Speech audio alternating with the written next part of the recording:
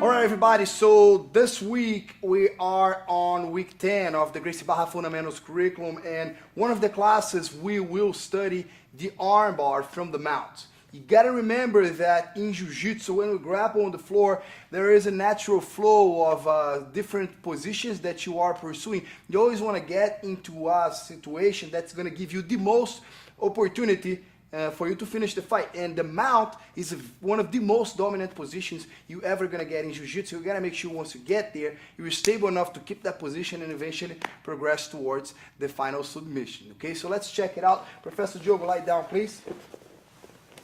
So Professor Diogo is lying down on his back, okay? This is what we call the full mount position. Again, one of the most dominant positions in Brazilian Jiu-Jitsu. And I am gonna work on a transition to actually finish with a straight armbar, okay? What happens here a lot of times is that the person on the bottom that is not really familiar with grappling gets really scared and begins using the arm to push off, right? When that happens, I have that window of opportunity to do my transition for the submission. So look, one hand is gonna go on the chest, right in between his arms, okay? Second hand is gonna go over, all right? And I put one hand on top of the other.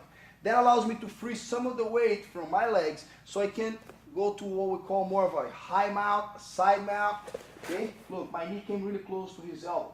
I'm gonna push off his chest and push off my leg, okay? That allows me to slide my leg over his head and sit back. Notice that my hand transition from being on his chest, and as soon as my leg lands on the far side, I sit on him and I control that arm. I wanna make sure I keep this with me. And then as I fall back, it's like I want to give his arm a big hug, squeeze my knees together, drive my calf against his chest, and pop my hip up just a little bit for the submission.